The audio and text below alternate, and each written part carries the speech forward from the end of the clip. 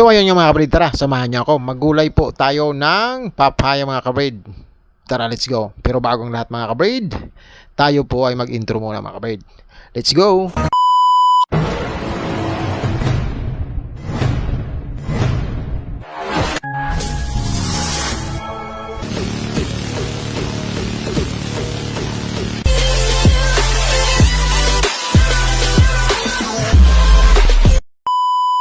So ayan ang mga kabrid, unang-una sa lahat mga kabrid, handa natin ang mga sangkap na gagamitan natin sa paggawa ng ginataan o gulay na papaya. So ayan, sili, sibuyas, tanglad, bawang, luya, and then yung sangkap natin na dilis mga kabrid. So ayan nakikita nyo nga nilalagay na ng ating Commander Gabs mga sangkap sa ating ginayat na papaya mga kabrid. So ang ilalagay dyan mga kabrid is gata na pangalawang piga. So, ang Bicol style namin mga kabrid is dalawang piga ang binibili namin gata mga kabrid. So, ang una is yung puro. Kukunti lang ang ilalagay doon. Yun ang puro namin, yun yung pang last. So pangalawang piga, yun ang isasama namin doon sa gulay. Ayan nakikita nyo naman mga kabrid. Binubuhos na po ang pangalawang piga mga kabrid ng gata. So, pag yan tumuyo na mga kabrid, ilalagay na namin ang pangalawang awang pinakauna na piga. Tapos doon na namin titimplahan. Tapos yun, okay na po mga kabrid. So ayan ayan yung unang piga natin. Kukunti lang siya. Ayan yung nyug mga kabrid. So ayan maraming salamat sa mga nanonood, sa mga tumapatambay dyan. Maraming thank you po sa inyo. At tuloy lang sa pagkaway dyan. Ayan kaway lang dyan, kaway lang doon. At ayan tamsak doon, tamsak dito. Maraming salamat sa mga sumasubaybay, yung sumasama, mga ka-team, mga kaibigan natin na mga from outside and the community of YouTube. And thank you. Ito na po. Nilagay na po ang unang ay pangalawang gata pala. Yan na po ang tatakpan yan mga kabrid. Ihanda naman ni Mrs. ang mga dilis. Ayan ilalagay niya na mga kabrid. So nakikita niyo mga kabrid is pag tumuyo yan, kasama na si dilis, okay na yan mga kabrid. Titimplahan na lang yan. And then, ito, i-explain ko sa inyo. Ang ginagawa namin commonly, si Gabs Mix Vlog and GPC Backyard po ay meron lang pong simpleng buhay.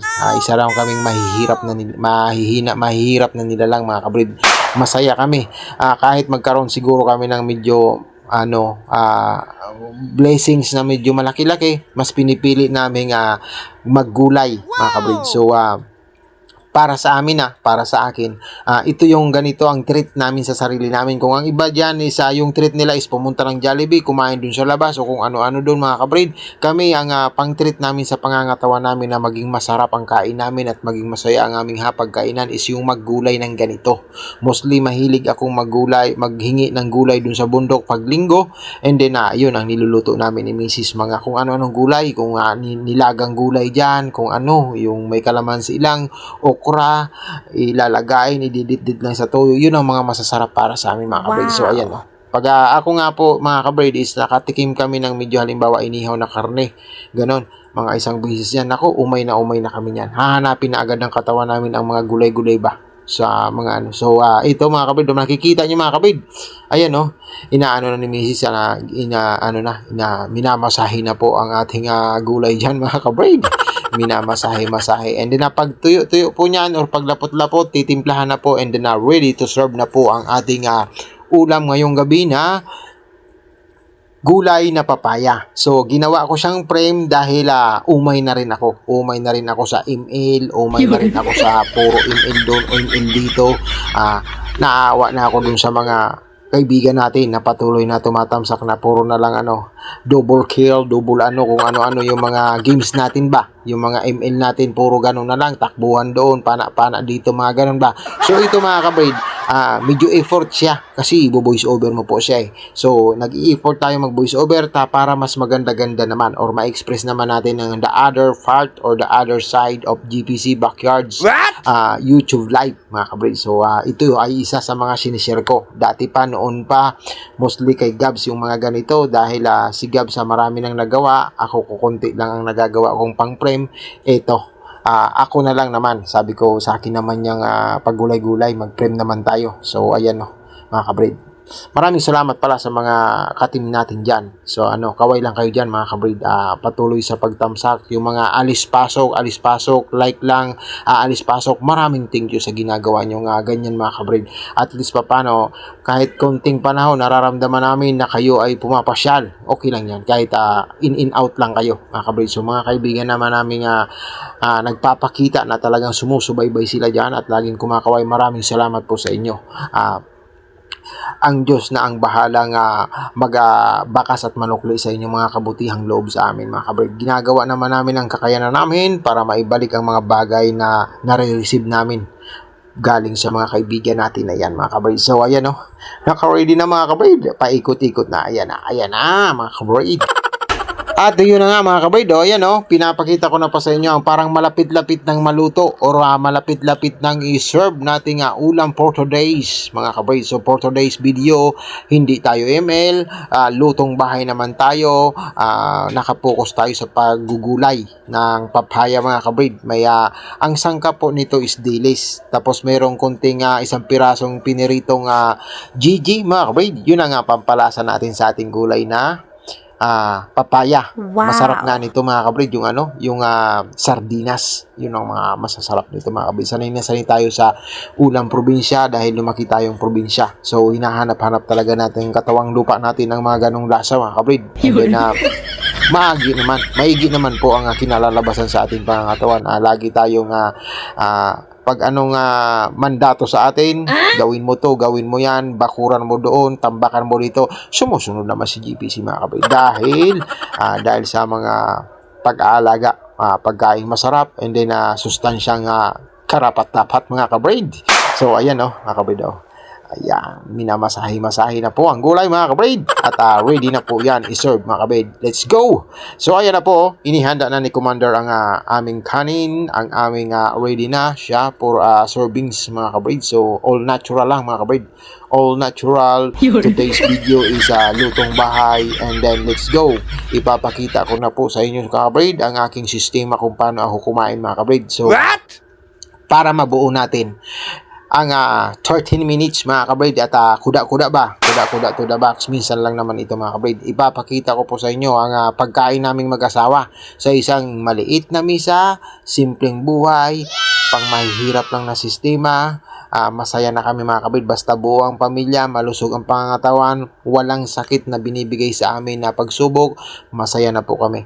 Lagi po kami nagpapasalamat sa mga taong nandyan para sa amin, sa pangangatawan kahit papano hindi kami nagkakaroon ng hindi magandang pakiramdam or nararamdaman sa aming pangangatawan. Kaya kami mostly nag-aalaga ng maraming hayop, nagmamanok, nag-aso, dahil ayun nga, para kahit papano pagdating sa kalusugan may gumagabay tayo.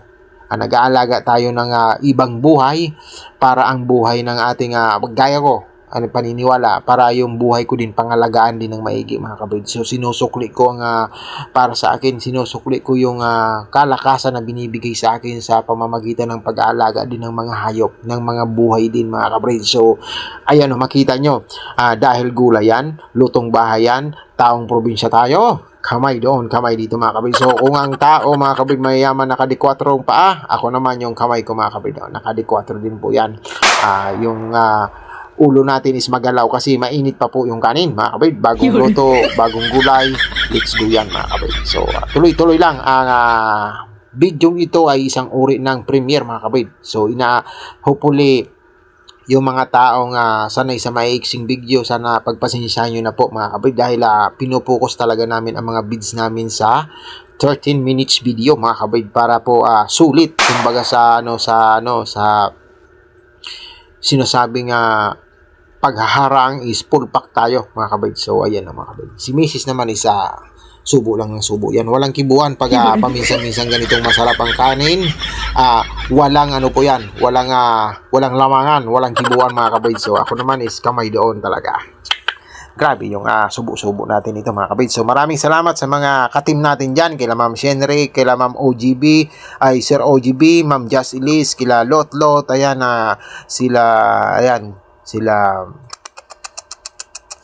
mabilis ako makalimot talaga. So si Bing, the other side, Sir Dennis, Ma'am Alicia, ayan, Sir Jun Rocaberte dyan, sir. Kain tayo, sir. At sa mga kaibigan naman natin dyan, sila Ma'am El sa channel, Sir ESC, Ma'am Gina Ramos, Ma'am Gemma Mex Vlog, Sir Etnad, Sir Nelson, marami pang iba, sila Ma'am Winnie. Ayan, marami pa kayong dapat sambitin at ako'y makakalimutan dahil sumusubo tayo, mga kabrid. Ayan o, mga kabrid. Kain tayo tayo dito, mga kabrid. Subo lang ng subo, mga kabrid, dahil habang mainit-init pa ang sabaw, strike while the iron is hot, mga kabrid.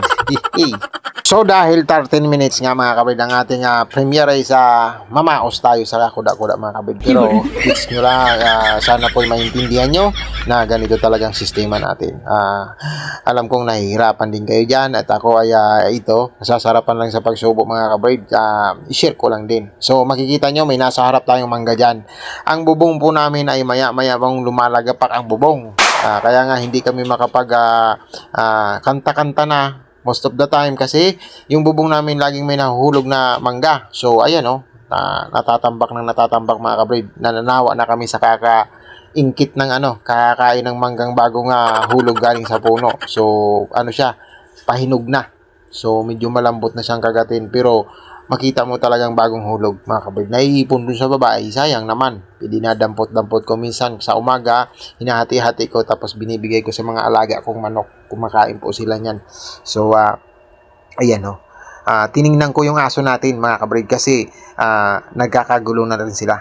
Nag-aantay na rin yan sila na makakain. So, ako, mostly, makikita nyo po, pag kumain po ako, nagtitira po ako ng pagkain sa aking plato, dahil parang nakasanayan ko na nagtitira ako ng pagkain na para sa kanila, mga kabrid, na galing sa plato ko, hindi yung tipong galing sa pinaghugasan. Kahit mga askal-askal yung mga alaga natin, ang sistema ko po, yung paniniwala ko is nagbubukod ako ng parte, yung parang aking parte, yung kakainin ko, tagtatabi ako, kahit gusto ko pang kainin yon, tinatabi ko yung sa aso. So parang para yung kalooban ng mga hayop natin nasa sa atin, dahil ang pagtrato natin sa kanila pagdating sa pagkain is ganun nga, nagtitira ako para bakit mo di inuubos? Kasi gusto kong tirahan ang alaga kong aso. Ganun ang sistema ko. Tapos ayan, iniipon ko, tutubigan, lagyan ng panimpla, and then bigay natin 2 piraso na pati ang aso natin. Parehas mga matatakaw. So ayun nga, mga kabrid, hanggang dito na lang ang munti nating paglalathala bilang premiere ngayong araw na ito, mga kabrid.